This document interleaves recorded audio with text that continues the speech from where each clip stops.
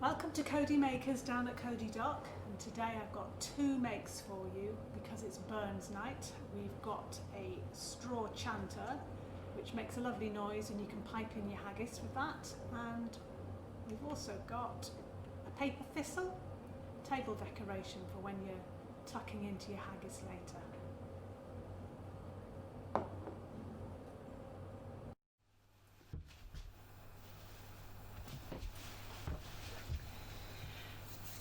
Well, hello Cody Makers, hello Abby down at Cody Dock. This is Karina here on location in my tartan tent. As you can see, for Burns night, I like to travel around with my tartan tent and have a little Burns supper wherever I find myself on the 25th of January. And this year it's a bit tricky because of course we don't have any pipers coming to pipe our haggis in or what have you, so I thought it would be fun to try and improvise.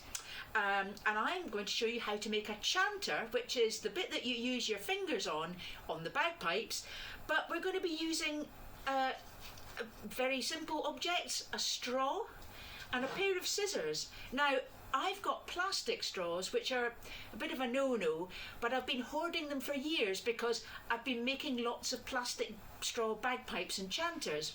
But these days you're more likely to find waxed paper straws, and that's fine too. The principle will work just as well, and I think Abby might show you her version with her beautiful fancy straws after I've shown you how to make them with my ones. Okay, so you do need a pair of sharp scissors, and you do need at least one straw. Probably the more the better, because as we'll see, there's lots of fun to be had with the straw.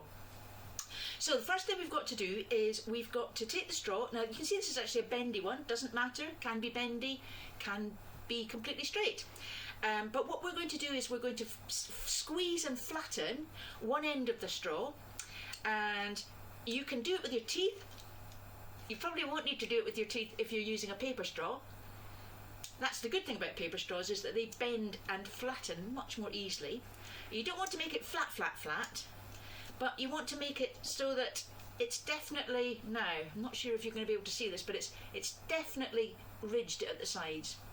And then what you're going to do is you're going to take your scissors and you're going to cut the end of the straw so that it's flat, so it's going to look like a little kind of a pointy pen, a quill pen. And I find the best way to do that is to cut from the flat end, from the open end rather, and on both sides, 1, 2, so you end up with something that's kind of like a little arrow. Now, what you're going to be doing is you're going to be putting the pointy end in your mouth. So you've got to watch out, don't stab your tongue.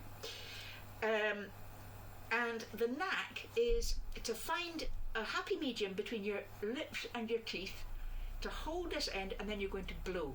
Let's see what happens.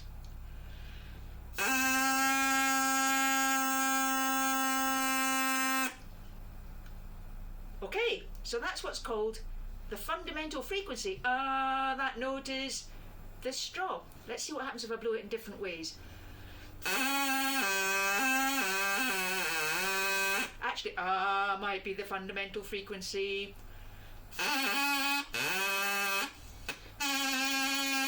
So I'm squeezing my lips tighter and looser to make those two different notes. So you can already start to make different notes with just one straw. Now, beginning to sound like a chanter. How do we make different notes? Well, when you've got a resonating column of air, which is what this is, the longer the column, the lower the note, and the shorter the column, the higher the note. So one thing we can do is we can do an action piece with scissors and straw. Let's see what happens.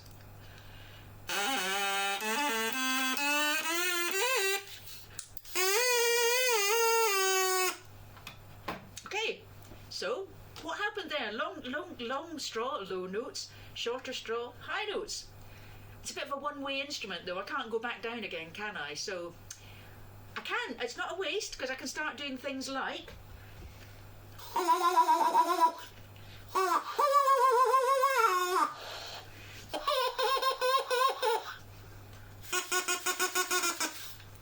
and can see there, I'm using my hand to cup the sound, so I can. It's like a bit like using a mute on a trumpet.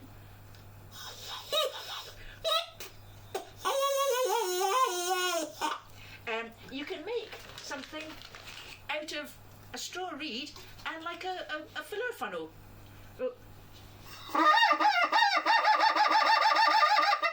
So, you know, useful perhaps, maybe not, you know. Anyway, it's not really a musical instrument, that's more of a noise maker. So what we need to do is we need to turn our drinking straw reed into something that can make high notes and low notes. And how are we going to do that? Well, let's make a new reed. Not a new reed, because obviously I've somewhat limited the scope of this pink one here. But don't throw them away. You can always use them for other things. And it's not a good idea to throw away plastic if you can possibly avoid it. Don't want it ending up in other animals' tummies or worse. So I'm going to make another one, flatten the end, cutting it to a point.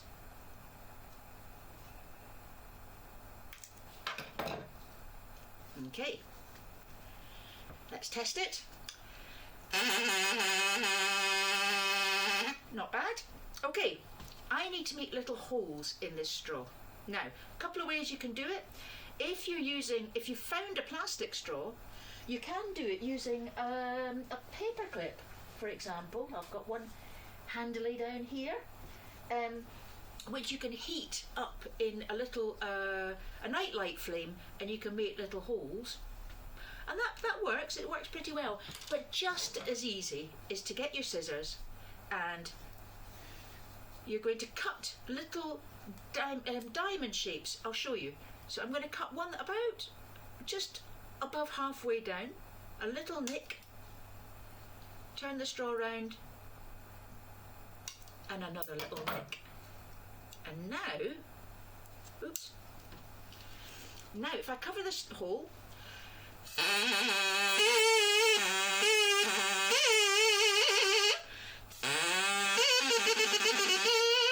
so you can guess what's coming next. How many fingers have we got? Well, we've got more than them generally, but for playing an instrument, 3 and 3 will do fine. So we're going to make 6 holes in total, and we're going to try and put them evenly spaced towards the end of the straw. So here I go. 1. Oh, that one's done it on its own. Oh, 3. It's a bit smaller.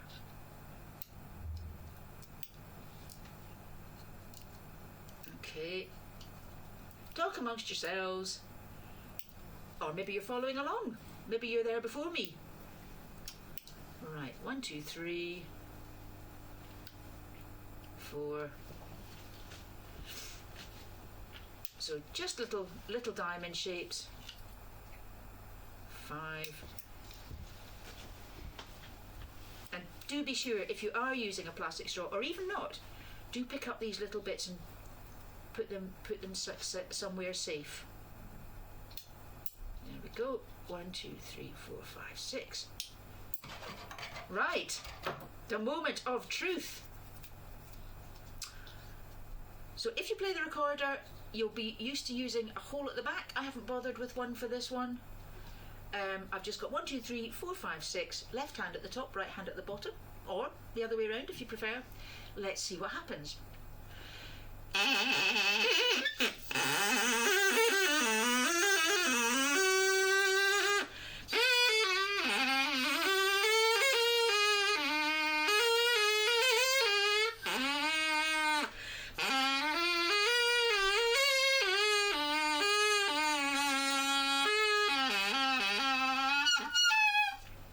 There we go. So, a range of notes played on one drinking straw by making little holes in a straw reed. Now, if you're lucky and you get different sizes or different thicknesses of straw, what you can do is, let's find one I made earlier. Is there one I made earlier? Yes. So, I've got some of these art or play straws. Again, I've been collecting them for years, so you might not be able to find something like this. You might be able to find long paper straws called art straws, and sometimes they're used for making sculpture. So obviously this one is going to play a lower note. Look, here's one I made earlier. So I've got the holes, and obviously the finger holes are slightly more further apart.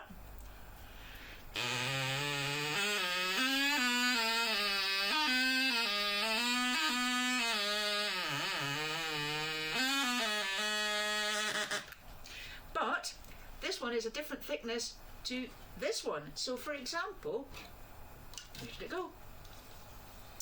I've got a thinner straw with the reed, and I've got a thicker straw that I can put on the thinner straw. What's going to happen?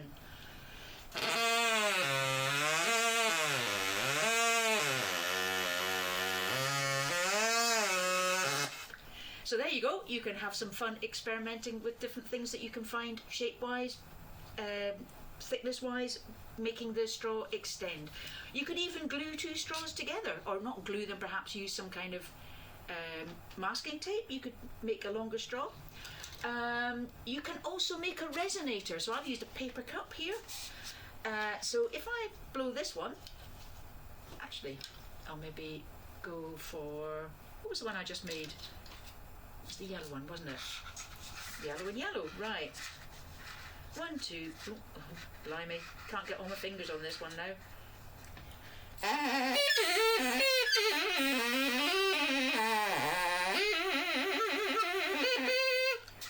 So that's a bit more mellow than just on its own. So a cup, that could be taped onto the end. You could decorate it with some tartan ribbon or a thistle. And here's one I made with a resonator made out of, now this is like a silver foil serving dish, and it's quite loud because it's metallic, so it resonates quite loudly. And I've got a finger hole.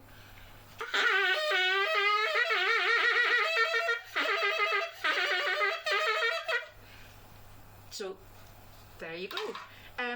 If by any chance you're lucky enough to have one of these, I bet they used to be called zoot tubes. And it's got a spring inside it, like a little slinky, and you're supposed to speak into it. And it gives you this kind of strange, spacey sound. But you know what? If you play one of these into it, this could be difficult. Let's see. What can I balance it on? Perhaps.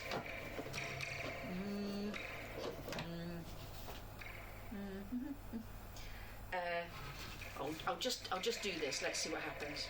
Not sure if you're going to hear this. I can.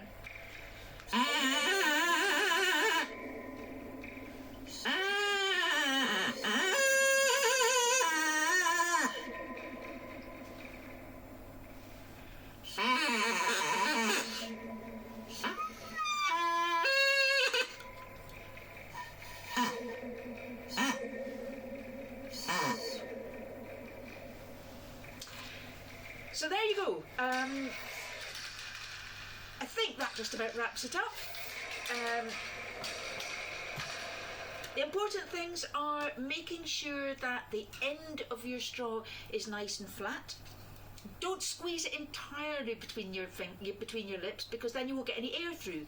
So it works because the air goes through and makes the end bits vibrate against each other. So it's the same principle as an oboe reed, or indeed the reeds that are inside the chanter. In the normal chanter, the reed actually lives inside the wooden chanter that is then stuck together, and the holes are separate. So you don't have to do that with your mouth. You have to do that with your mouth when you play the oboe or the bassoon. So that's a fun way to welcome in your haggis. So you could possibly, if you wanted to recreate proper bagpipes, what you could do is you could make two of these. One of them you could have without any holes, and the other one you could have with holes. And the person with the one without holes could be the drone. And it just so happens that I've got a handy drone over here. Perhaps my drone would like to start playing.